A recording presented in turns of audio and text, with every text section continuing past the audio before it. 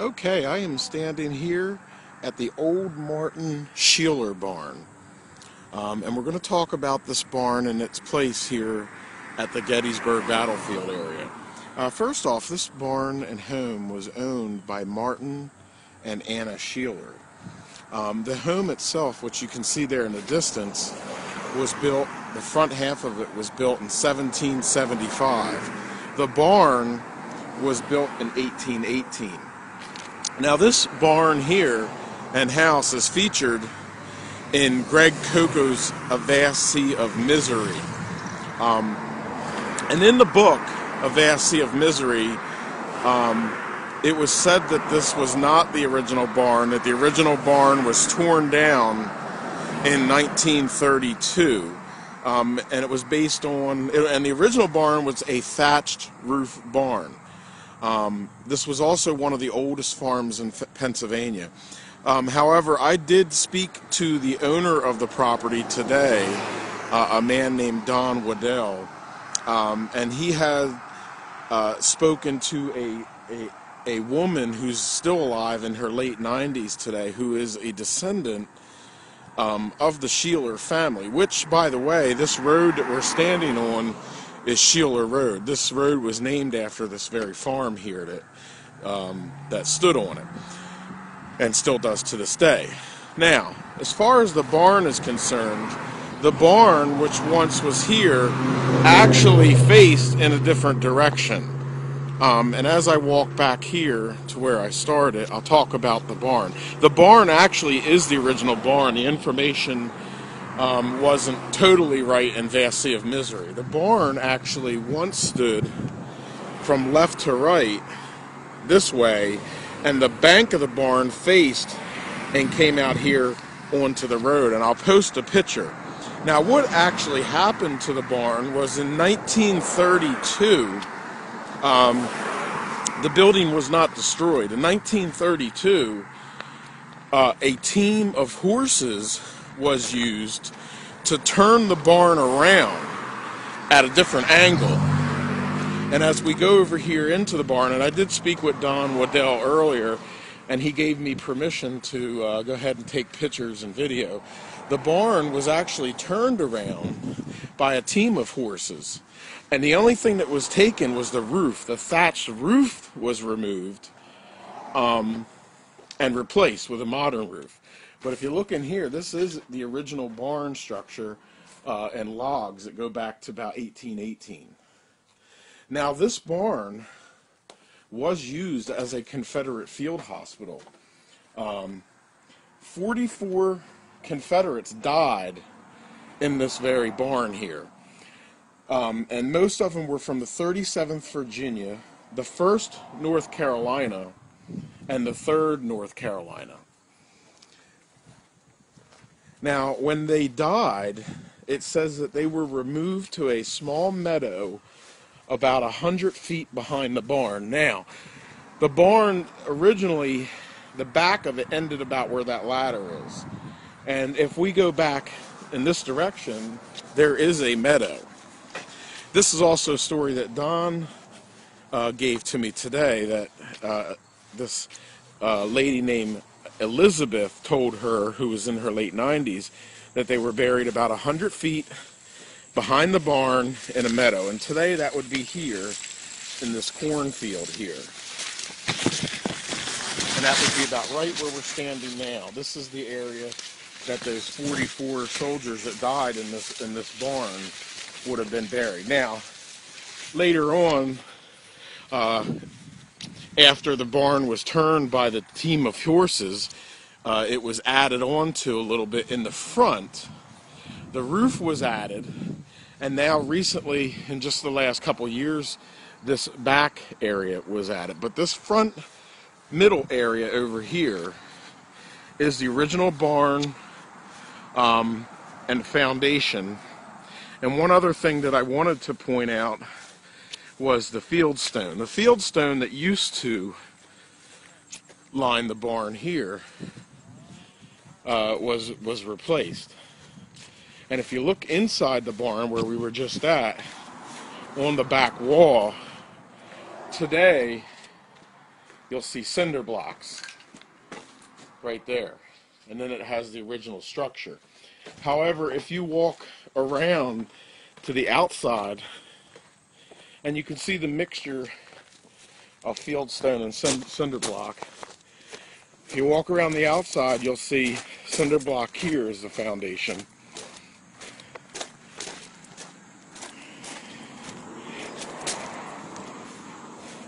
And down here. But as we walk to this side of the barn, you will see some of the original foundation that still sits here. That was what remains from the original structure of the barn. This was probably the back end of the barn at one time. And then when it was turned, it was just turned, and whatever foundation could be used was used. Now, the house itself was built around the year 1775. And then it was added to in 1920, just before the thatched roof was removed and it was turned. And as we go over here toward the Martin Shealer house, the part on the left-hand side right here is the original structure. That's from 1775. It is, I was in the house a few minutes ago.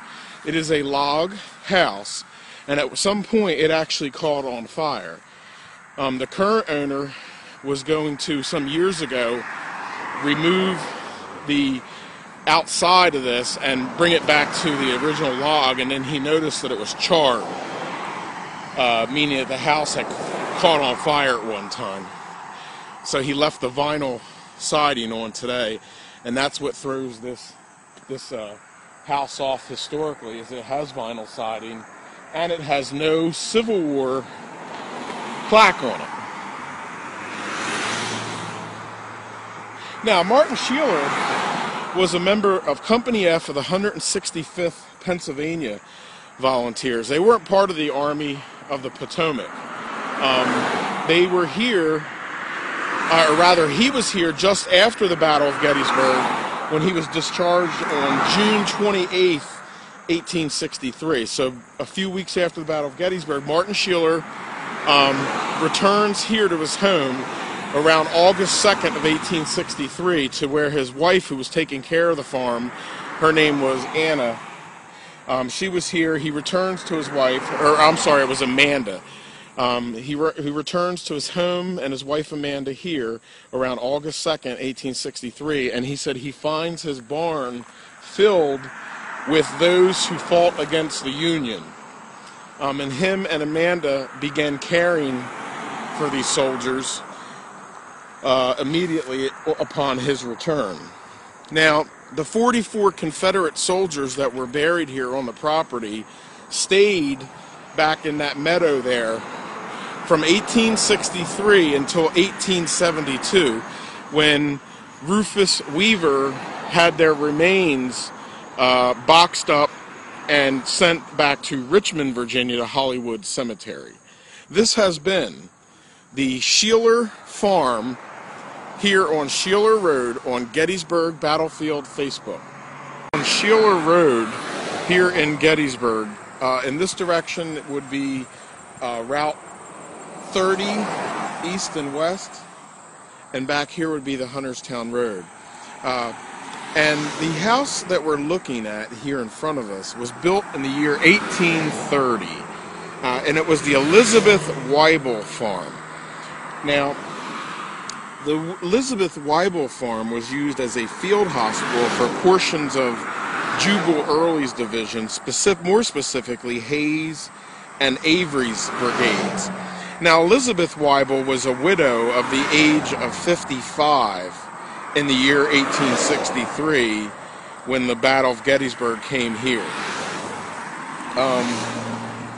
The house and barn was occupied as a field hospital starting on July 2nd with Confederate wounded, and the hospital was continued at this farm until August of 1863, when the remaining wounded men were taken across this field in this direction over here to Camp Letterman. The modern road that sits here today actually ended. It came to a dead end right here at the top of the hill where you see that mobile home turning now. The road actually ended there and stayed that way until about 1987.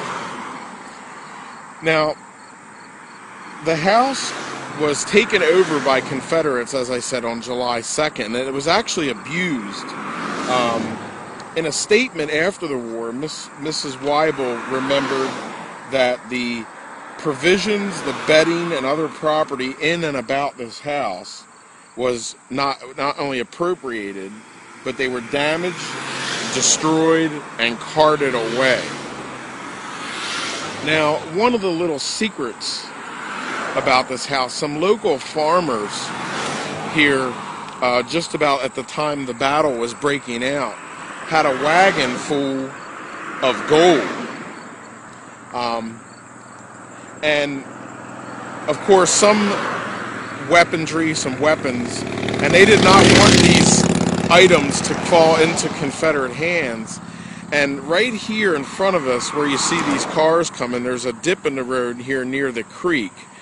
And there's a little small dip before that bridge. And apparently from the story that was handed down was that the wagon was buried in the dirt road and then of course never dug up, and then later on in the modern era was paved over. Now there is a well that was at the property here that's about 25 feet deep, and it's right over here. This is the original well to the house, which was built, I said earlier, in 1830. And the well is about 25 feet deep. There is a second well behind the house. Now, at once, the Confederate prisoners were held in a barn. They died, actually, from the lady that lives in the house now was told that 11 of the 12 Confederates that died on the second floor up there in the bedroom of the house. One of them died on the second step of the staircase. Now, the wounded prisoners that were here, so the house was basically used more as an operating area, and then the wounded soldiers were held in a barn. Now the barn is long gone, but the barn actually stood right here in front of us where these trees are at. Now when soldiers on this property died, they were removed behind the barn. Today there's a small shed back here, and once stood a very large and old cherry tree that by the early 1900s had died, but it had a stump that was about 20 feet in diameter, and that shed marks the spot where this cherry tree that went back to the 1600s stood at one time.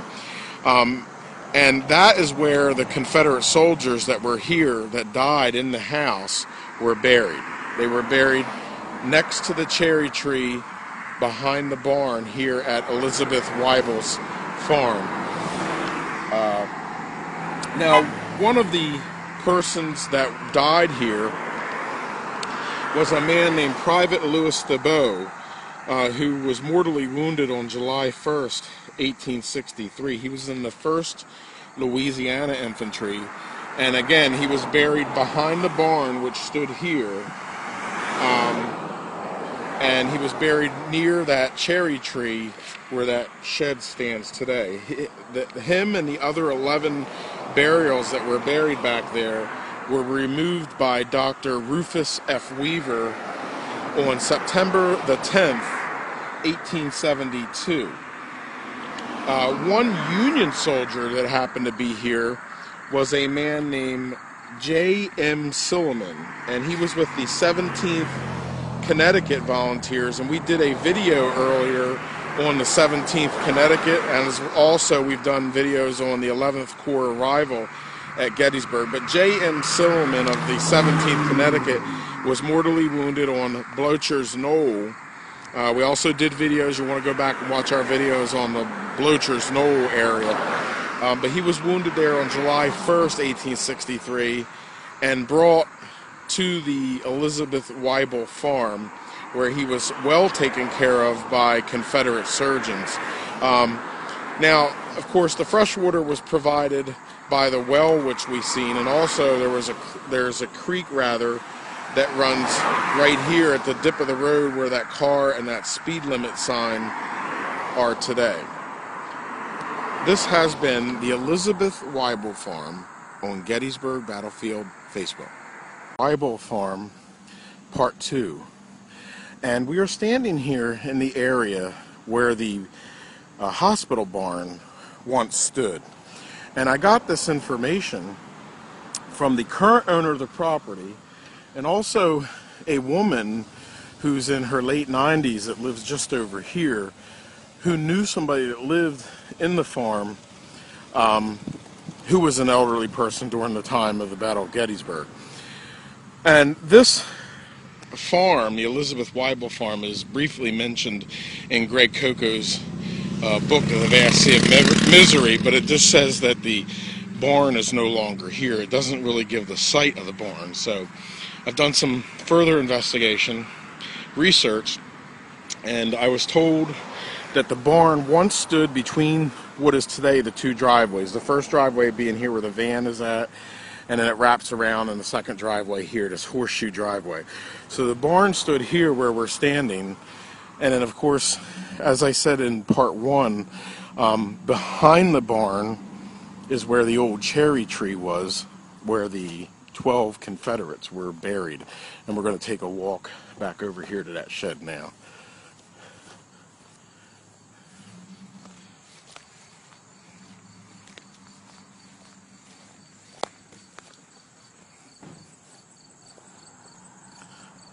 So this is the spot where the Confederate soldiers were buried here, and the old site of the cherry tree. Of course, it sat here between the Elizabeth Wible house and then the former site of the barn here just on Shealer Road. This has been the Elizabeth Wible Farm on Gettysburg Battlefield Facebook.